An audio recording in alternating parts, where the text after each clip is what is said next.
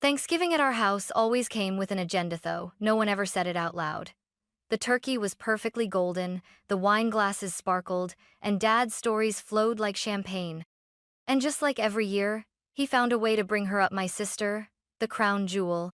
"Your sister just bought a gorgeous home," he announced, like he was revealing royalty. "When will you catch up, Stella?" Everyone laughed. Except me. I didn't flinch. I didn't sip my wine or look away. I just smiled. Calm, direct. "I did," I said. "I just didn't invite anyone who doubts me." The room went still. Forks paused midair. Eyes snapped toward me.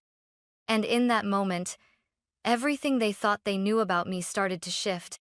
There's something almost theatrical about the way Thanksgiving unfolds in our house. Every detail feels rehearsed, like we're all actors hitting our marks on a set that hasn't changed in decades.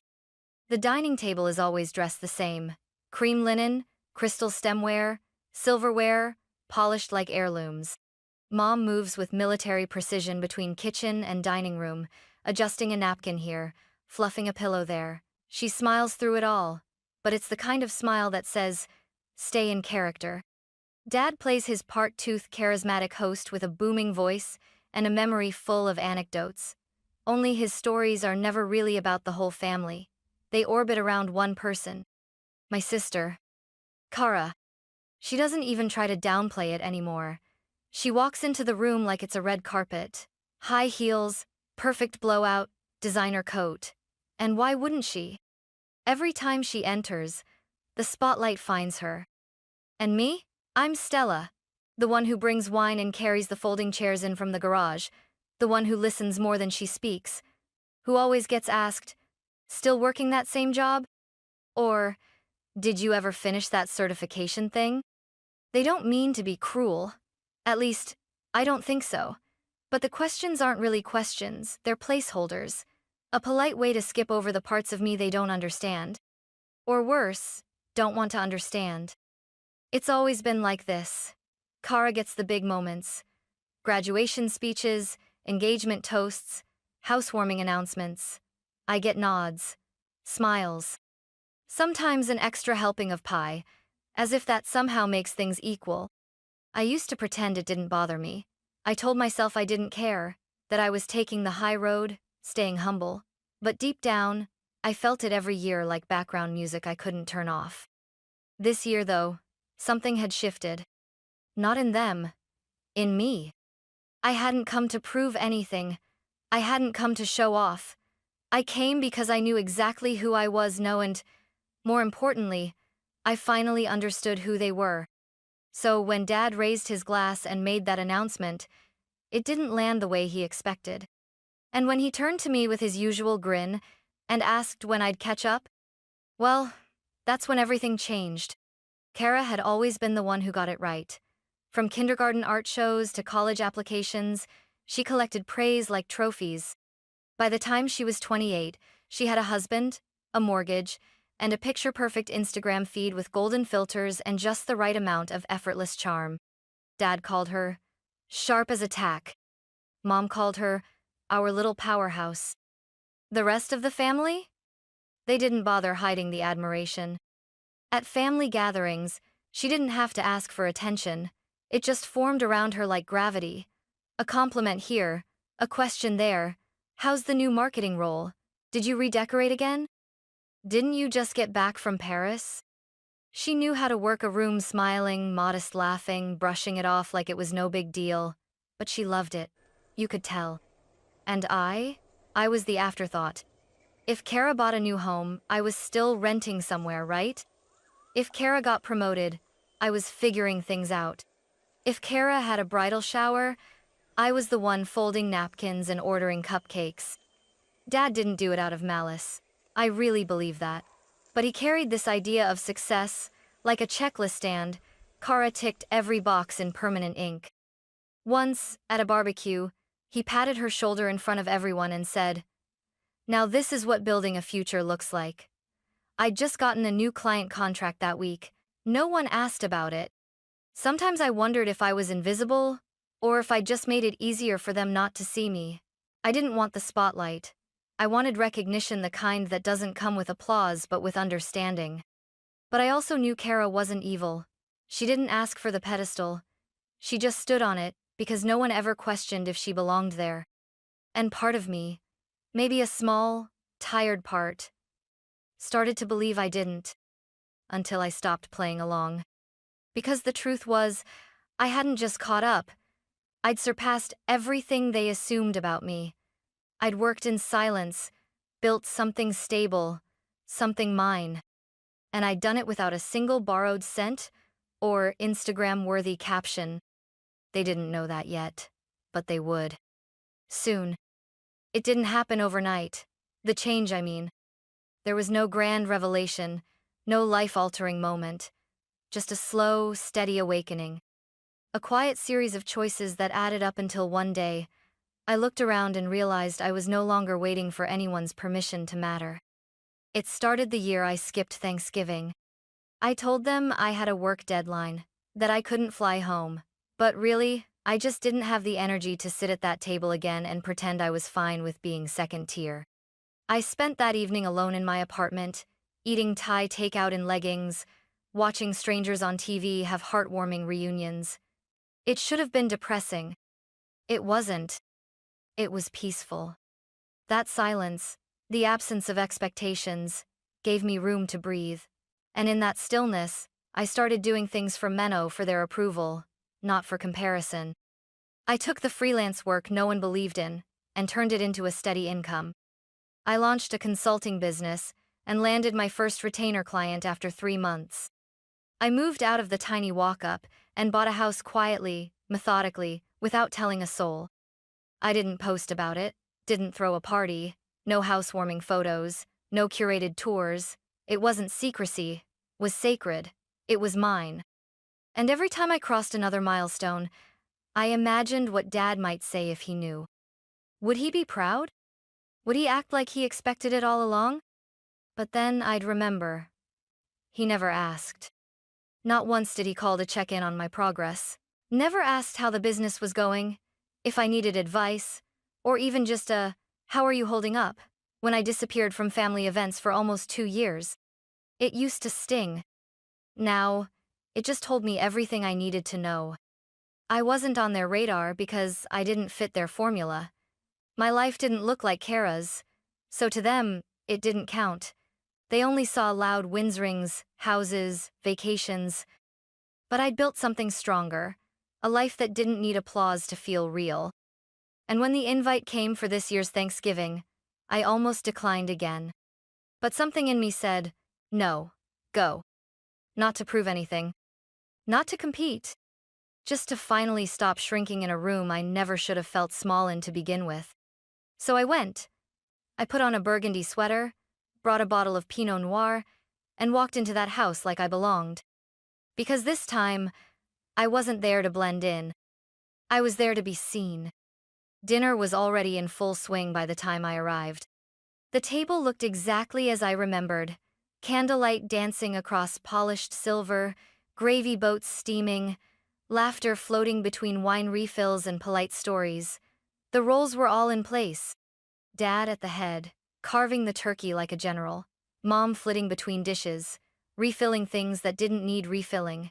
Kara glowing effortlessly in the seat beside her husband, Trevor, who laughed just a little too hard at Dad's jokes. I took the empty seat at the far end, across from my cousin Abby. She gave me a warm smile and whispered, "You look amazing." I mouthed thank you and folded my napkin onto my lap, already bracing for what I knew was coming. It happened right after the pie was served, pecan, Dad's favorite. He dabbed the corner of his mouth with a napkin, leaned back, and, right on cue, raised his voice just enough to gather the room's attention. "Well, your sister has some big news," he announced proudly, looking toward Kara with a grin that bordered on smug. "She just closed on a gorgeous new home. 4 bedrooms, a wrap, a round porch, granite everything." "Oh wow," Aunt Carol gushed. "That's amazing, Kara," chimed in Trevor's mom. "She's just always ahead of the curve," Dad added, then his voice light, but pointed turned toward me. "Stella, when are you going to catch up, huh?" There it was. I felt every eye turned toward me, some amused, some expectant. Even Kara tilted her head, like she was waiting to see if I'd give one of my classic vague answers. For a second, I just looked at Dad. Not with anger, but with something quieter. Something that made him shift in his chair before I even opened my mouth. I smiled. Not bitter, not forced. Just settled. I did, I said evenly, my voice cutting clean through the hum of the room. Dad blinked. You did? I reached for my water glass, took a sip, then looked around slowly. I just didn't invite anyone who doubts me. That was the moment. It didn't explode, it landed. A silence fell across the table, not loud, but sharp. Kara's fork hovered midair, Trevor's brow furrowed slightly. Aunt Carol looked confused, like she missed a punchline. But I didn't explain. I didn't rush to fill the space. For once, I let them sit in it. Let them feel what it was like to not already know my story. It's strange how powerful one sentence can be, not because it's loud, but because it breaks something open. I did. I just didn't invite anyone who doubts me. I hadn't meant for it to land like a grenade, but the silence that followed told me it had. Dad's eyes narrowed ever so slightly. Kara lowered her fork slowly, her lips parted just enough to show surprise. Even Mom, who usually stayed out of these exchanges, paused mid-pour of sparkling cider. I didn't flinch. I didn't smile to soften it. I just sat still, letting the moment stretch, letting it breathe. Dad gave a short laugh, one of those tight, dismissive ones he uses when someone steps out of line. Well, he said, waving a hand like he was brushing away a fly. That's cryptic. It's not, I said calmly. You asked a question. I answered it. He glanced around the table like someone trying to reclaim control of a room that had quietly slipped away. So, what? You've bought a house? His tone made the word house sound exaggerated, like it was an inside joke I wasn't in on. I have, I replied, taking a sip of wine. About a year ago, actually. Mom blinked. A year? She echoed. Why didn't you say anything? I guess, I said, meeting her gaze. It never came up. The words landed like a quiet verdict. Not cruel. Just true. I could see Kara processing it now, mentally scanning for clues she'd missed. I hadn't posted it online. I hadn't invited anyone. There were no welcome mats, no just closed selfies. Because it wasn't for them. And that, I think, was the part that unsettled them the most. Trevor cleared his throat. Where is it? He asked, trying to sound casual. About 20 minutes from here, I said, turning to butter a roll like it was any other Tuesday. Dad chuckled again, this time more forced. So, what's the square footage on this mystery house of yours? I looked him in the eye, even, steady. Just over 4,000. The room inhaled in unison. Aunt Carol made a soft, oh, sound. Kara blinked once. Even Trevor's expression shifted, like he wasn't sure whether to be impressed or uncomfortable. Dad leaned back slightly. That's a lot of space for someone on their own. I shrugged. Maybe, but I paid in full, so it's not exactly a burden. The silence that followed wasn't awkward. It was adjusting. Like the room was slowly recalibrating everything they thought they knew about me. And I let it. Dad didn't speak right away. He just stared at me with that polite, puzzled look people give when they're trying to decide whether to laugh something off or dig deeper. Kara, meanwhile, had frozen her pie untouched, her expression carefully neutral, like someone trying not to blink during a poker hand. You paid in full? Dad finally asked, voice low, skeptical. I nodded. Every cent. No mortgage. Trevor let out a soft, involuntary, wow. Kara shot him a quick glance. I've been building this for years, I continued. Just not publicly. The tension shifted like a slow-moving fog across the table. The kind that didn't scream, but lingered in people's throats. Kara tried to reclaim ground. That's great, Stella, she said, her tone sugary, sweet. But buying a house is a big deal? You didn't want to share that with your family? I turned to her calmly. You mean the family that only ever asks how close I am to being like you? Her smile faltered. I didn't hide it out of spite, I added. I just didn't feel the need to explain myself anymore. There was no raised voice, no sting, just clarity. Dad tried again. So what kind of work are you doing now? I thought you were freelancing. I was. Now I run my own consultancy. I have 6 clients under retainer. Mom finally broke her silence. 6? She asked. Not disbelief, something more fragile, like realization. I nodded. I've been financially independent for a while now. Dad shifted in his chair. Well, Kara's house is in a fantastic neighborhood. Great schools, great investment. Trevor nodded robotically. Kara sat a little straighter. Oh, totally, I said lightly. Although technically it's not her name on the deed. The room paused like someone had hit a mute button. Kara's expression cracked for the first time. Excuse me? It's just what the records show, I said. Trevor signed the mortgage. It's public info, you know. Registry of Deeds. Trevor's face flushed. We're married, he said quickly. It's our house. Of course, I said, voice neutral. But we both know how banks work. Kara's jaw tensed. Why would you even look that up? I didn't, I said. Someone sent it to me months ago. Said it was funny how I was always the one being compared when I was the only one not owing a bank anything. Dad held up a hand. Okay. This is getting out of hand. No, I said, still calm, still centered. It's not. It's finally honest. And that was when I saw it. The flicker of something behind Dad's eyes. Not anger. Not disappointment. Doubt. For the first time, he wasn't sure who the golden child at the table really was. Kara crossed her arms, her voice tight. I never asked to be compared. I nodded. Neither did I. But it happened anyway. Every holiday, every birthday, every backhanded compliment. The room was so quiet I could hear the faint hum of the fridge in the kitchen. I wasn't attacking. I was just done pretending. I built something real, I said. I just didn't need an audience to clap for me along the way. No one moved. Not yet. But something in the air had cracked open, and for the first time, I wasn't the one being explained away. Dad looked like he wanted to say something to regain control, but the words wouldn't come. Kara, on the other hand, had gone rigid, her hands clenched under the table. Her voice, when it came, was low and tight. You know, she said, for someone who didn't want attention, you sure timed this pretty perfectly. I tilted my head. I didn't time anything. You asked when I'd catch up. I simply answered.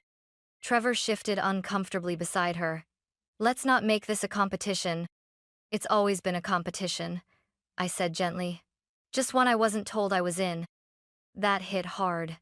Even Mom's eyes flicked toward Kara with something uncertain behind them. She opened her mouth, then closed it again. I continued, my voice steady. I worked 12-hour days for nearly 3 years. I didn't go on vacations. I didn't go into debt. I built my business client by client, staying up until 2 in the morning designing proposals and doing my own taxes. I looked around the table. No one asked. Not once. Aunt Carol blinked. You skipped 2 Thanksgivings in a row, didn't you? I nodded. And no one called. No one checked in. You just assumed I was drifting, that I was still the one behind. Kara scoffed quietly. So what? You wanted applause? A parade for doing your job? No, I said. I wanted a family that didn't measure my worth by how closely I mirrored your life. Her face flushed, lips pressed into a thin line. I never claimed to be better, I added. But you all made it very clear I was somehow less.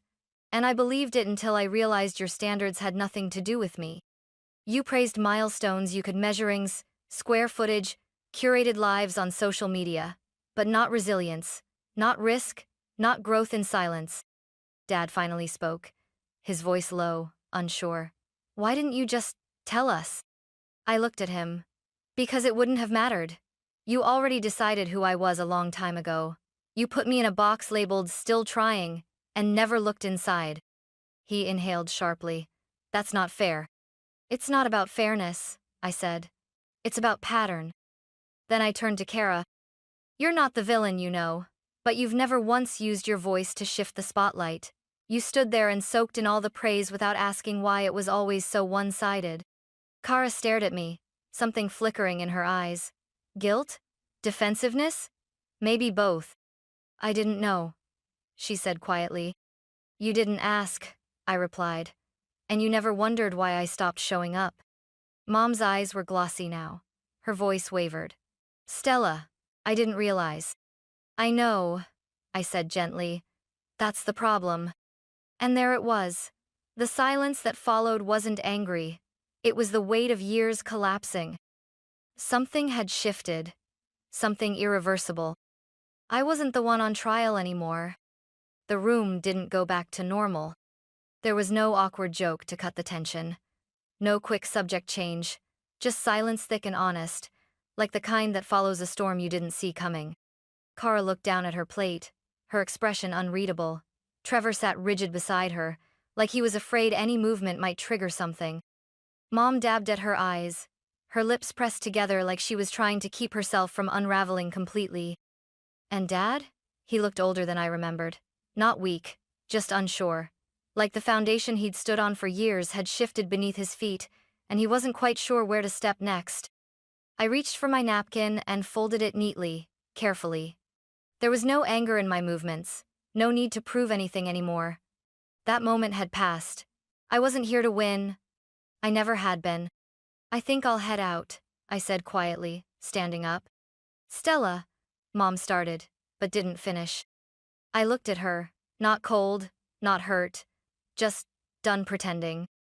You always asked me to come back, but never asked how I was doing, I said gently.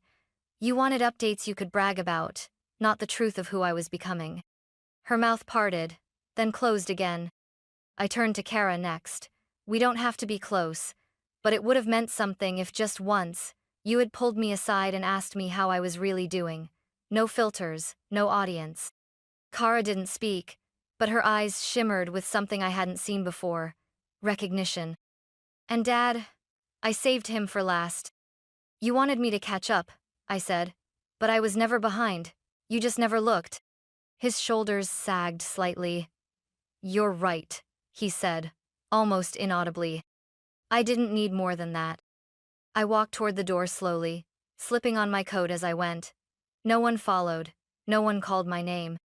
And that, strangely, felt like closure, not because they didn't care, but because they finally understood they didn't own the version of me they had created. I opened the front door. The evening air was crisp, biting, but it felt good on my skin. Outside this house, I wasn't the one who needed to catch up. I wasn't the quiet girl in the corner or the disappointment in progress. Out here I was just Stella, the woman who had already arrived. And for the first time in years, I didn't need anyone to follow me out.